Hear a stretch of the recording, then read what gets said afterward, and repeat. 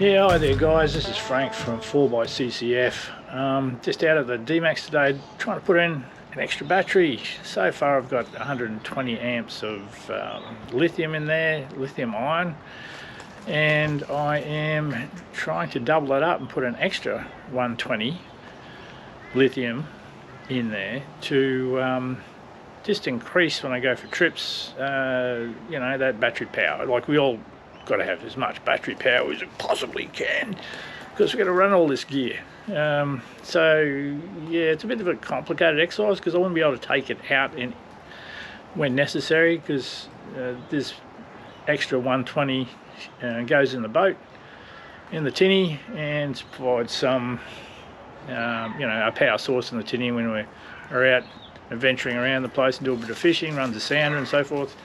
Anyway, the trick is, the idea is to make that easily detachable from the system, so when I am out taking the boat, I can quickly unplug it and put it in the boat to run the electrics in there.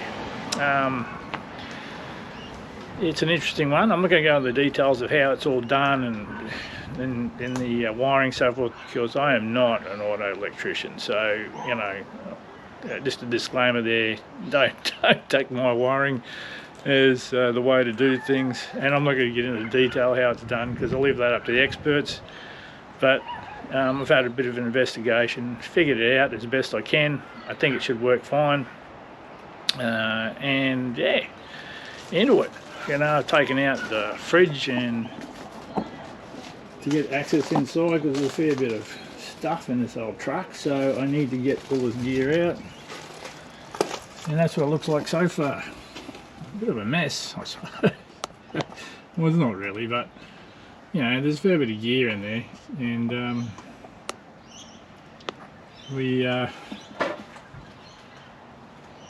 bit of the wiring and so forth, everything's hanging out at the moment. I'm trying to put this all together, so you know, it's not that easy. The extra battery over there, that's to be pulled out when I need it and put back when I don't, and also give me extra power. This is a work truck as well, so during the week I don't really need it in there. I'm constantly travelling, so the battery charges up on, you know, 120s heaps to run the fridge. Anyway, that's where it looks at the moment. I'll get back to you a little bit later when I've done some more work and got it all wired up and finished off, hopefully, and it'll all go well. But there you go, a bit more rundown when I get to that. Alright, cheers.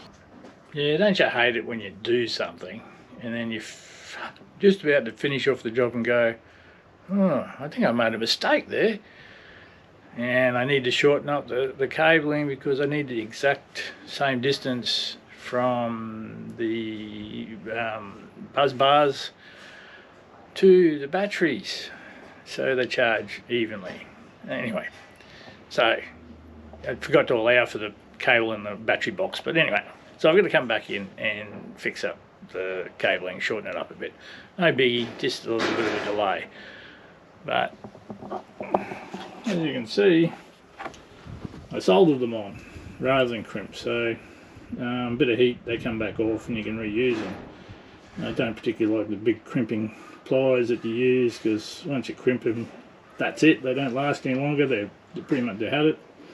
At least with the solder you can heat them up, take them off, put them back on again, and they seem to make a much better connection, in my mind anyway.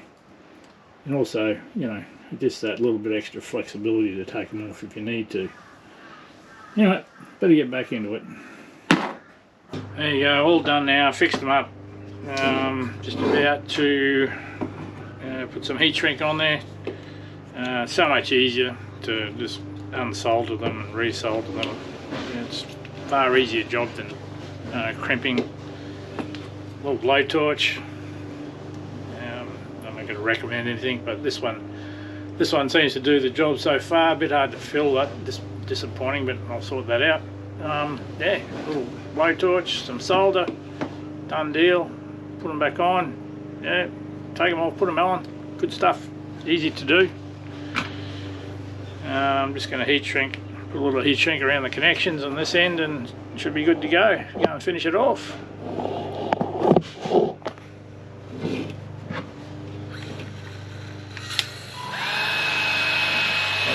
great too.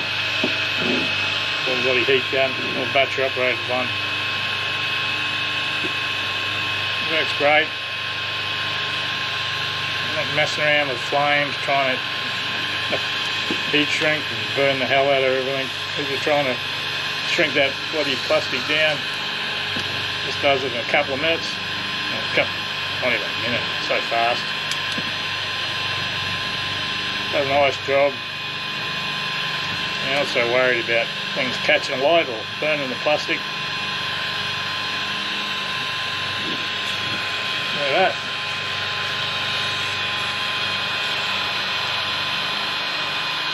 One deal.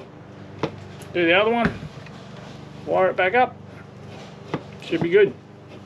Well, still going. Late in the afternoon, and I've got it all wired in there. Got it all done. Just got to put everything back together again now, and you know, normal afternoon rush to finish things off because I've got to go to work tomorrow.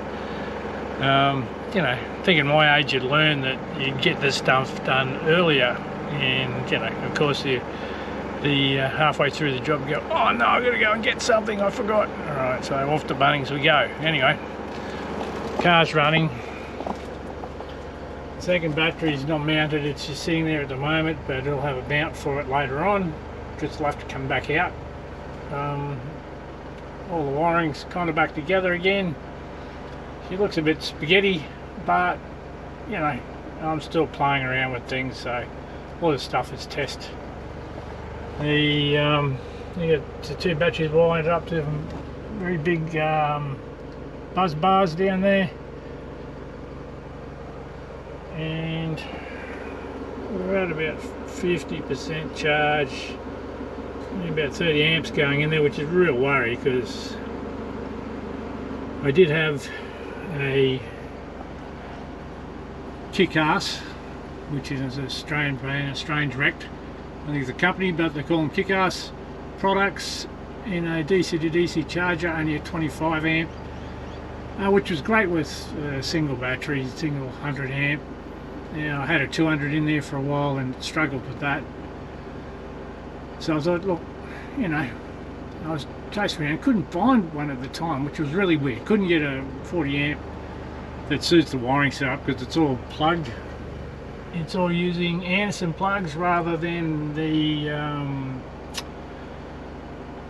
what's the brand? The brand Red Arc. Red Arc, you have a common earth wire and stuff, and it's kind of differently wired. So you know, it didn't really suit the setup I had. So I was chasing around for plug and play setups like the Kings and the Kick-Ass.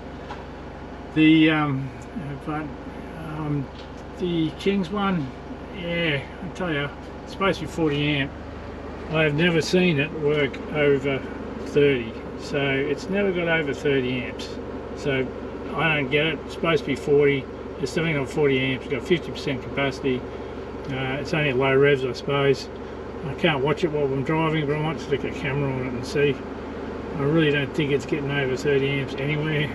With 240 amp hours of battery, you'd think it'd be charging that at up around 40 amps, but it's not. So I'm not terribly happy with that. It's only recently purchased, so I might have to slip that back to Kings and say, mate, this is just not working. Anyway, I think that's a missus calling me. Jeez, I better get on the phone quick. Well, here we are. We're just at the end of it now. I finally got everything back in, just tidying up and putting things away, and put the fridge back in and so forth. And yeah, as usual, it's after 6. Normal stuff. But anyway, that's it. It's in. And I don't know if you can see that real well, but it's not too bad. Fridge is back in. The battery monitor is back in and functioning. I don't know if you can see that, it might be a bit bright, but anyway, it's in there. Wiring is all hooked back up. Everything's back in and sort of set up. It's a bit hard to see because I've got it on wide angle. I don't know why I did that, but anyway, Now, the rest of the cleanup, because as you can see, there's stuff all over the place at the moment. Still haven't put all the boxes back in the other side and all the tools and stuff away yet. Around here, just fitting the boxes back in. Decided to leave the battery in there for a couple of days for the weekend because I'm going away next weekend, so I'm going to leave it in there and see how it goes. At least better off testing it while I'm close to home. It's tied down, strapped down. This setup will change drastically later on when we go around the country, because all these drawers will come out. Yeah, because I've got to get rid of a fair bit of weight, so all those drawers come out. Do a real redesign. The battery will stay in there as it is, so it can be detached and come out and go on the boat. And there you go, ready to go to work tomorrow. Nelly, all you gotta do is get all the tools cleaned up. Jesus, tools everywhere. Isn't it funny you can take out so many tools to do a job and then you have to feel, oh God, I've got to put them all away now. What's the old process? You should be putting them away as you finish with them. Yeah, but you can see stuff over there. There's the Jayco. It's popped up, got some a friend staying, and you know, they're sleeping in the Jayco, so that's what comes real handy. And then the old shed. Look at it. Yeah, more tools, more stuff. All got to be put away. And there is a fishing rod on the bench. Yes, it's on my old binding machine. I've had that binding machine for, I don't know, over 30 years now. And yeah, I'm going to do a rebuild on this one. This is one of the originals that I built way back. That's to come. Show everybody how to do a bit of a rebuild of a rod.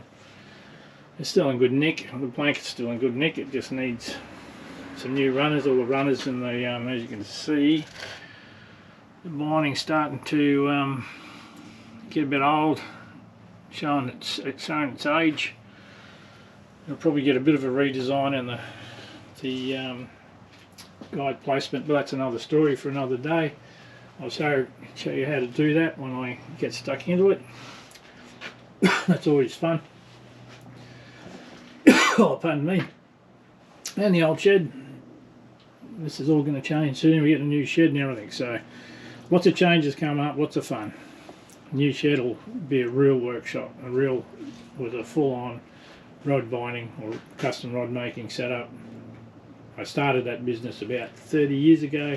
There's a little sideline. Made lots of rods. Been a long time since I've got back into it, so I'm going to give it another try. Not really after the money, just out of the pleasure of making rods. It's quite good fun and a bit of a craft. So loving that, loving getting back into that. All cool. Anyway guys, that's the end of the battery saga. It's all going well. I'll give it a test for a couple of days and see how it goes and get back to everybody. Go and clean up the rest of the gear. Thanks for watching. By all means, don't forget, like and subscribe. It's really helpful. We're trying to build up that subscriber list, and so we can keep showing content. We would love to get to, get you to sign up, and don't forget the like button. Give it a like. Please give the video a like. Help, all these little bits and pieces help us tremendously. So yep, looking forward to doing heaps more videos of bits and pieces that I do, because I do a lot and I've never taken the time out to go and video it and put it up on YouTube. Hope it helps somebody, and you can have as much fun as I do doing this stuff, because I really love it. Anyway, cheers, thanks for watching, and don't forget to get out there and have a crack. Oh, hey there, just one thing I forgot to say, and that is, if you've got some comments, don't forget to add them to the comments below the video. We'd love to hear from everybody. We'd love to hear if you want any more information, any constructive criticism would be much appreciated, and just general feedback. Hope you will enjoy the video, but it'd be great to hear from you guys, see what else you want to know about. If you've seen our rig, you've seen our stuff, anything you'd like to know, don't hesitate to ask, and we'll get back to you, or I'll do a video on it. Alright, cool. Thanks for watching. See ya.